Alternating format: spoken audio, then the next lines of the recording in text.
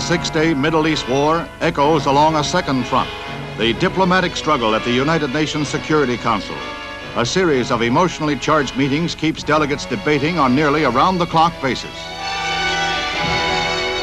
Syrian Ambassador George Tomei charges Israel with continued ceasefire violations, saying that Israeli tank forces advanced toward a branch of the Jordan River to establish control of a strategically important water resource. He calls it systematic invasion. Soviet delegate Nikolai Fedorenko heaps abuse and lashing invective on both Israel and the United States. In a blistering filibuster, Russia breaks diplomatic relations with Israel and threatens sanctions. Israeli Ambassador Gideon Raphael answers the truce violation charges, saying that his nation's troop and tank movements occurred before the ceasefire went into effect.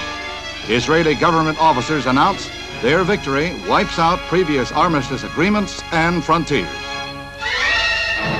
And that victory is a swift, smashing, and total one, as crack Air Force, infantry, artillery, and tank corps combine to sweep across the Sinai Peninsula to the Suez Canal, east into Jordan, north into Syria.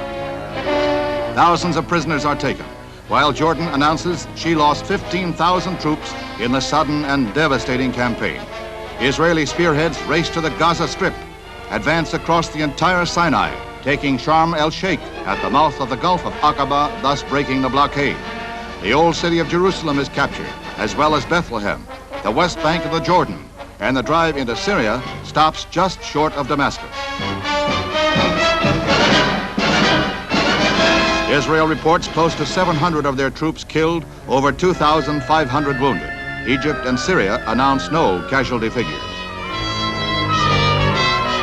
Heavy air raids dealt the first stunning blow to UAR forces along the Gaza. A furious follow-up came from artillery, tanks, and foot soldiers. Thus, the main Egyptian force was cut off by the speedy armored columns. It's almost a repeat of the 1956 Israeli victory, but with a shorter timetable. The efficient, well-trained Israeli army completely demoralizes troops of the Palestine Liberation Army of Egypt. Egyptians had no support from the air.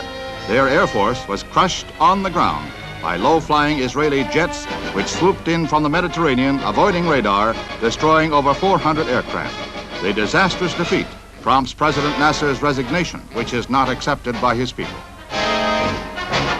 UAR Commander General Munam Abdul Husseini meets with Israeli military leaders to surrender unconditionally, ending the fighting in the Gaza Strip. Nearly 600 Egyptian tanks were destroyed. While the Gaza campaign is ended, 3 other Israeli spearheads rush toward the Suez. Israel leaders call it the total destruction of Egypt's Sinai forces. An Egyptian military shakeup follows the crushing defeat. 11 senior commanders resign or retire. New leaders vow to restore the old boundaries. The battle for Bethlehem is brief, bloody, and decisive. Some 40 Jordanian defenders were killed, the remainder fled. Israeli troops moved in behind tanks, while care was exercised toward all religious shrines. A church of the Nativity was untouched. Civilians soon joined Israeli troops in the street, and the town where the Prince of Peace was born quickly returned to normal.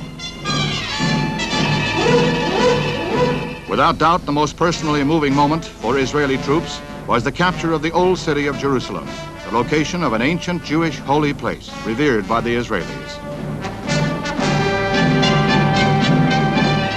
The fighting over, thousands of joyous civilians, students, and troops streamed toward the Mandelbaum gates. It's the first time in 19 years that Jews have been allowed to visit and pray at the site of the ancient Temple of Solomon. Jordan had kept the old city barricaded since the declaration of Israeli independence. It was here that Israeli troops acted more like tourists than fighting men, obviously in awe of their surroundings. The sacred Wailing Wall, where Israeli Defense Minister General Moshe Dayan prays, pledging never to give up the old city. While Russia and other Iron Curtain countries label Israel's victory as aggression, insisting she pull back to original boundaries, Israeli Premier Eshkol, equally adamant, insists Israel alone will determine her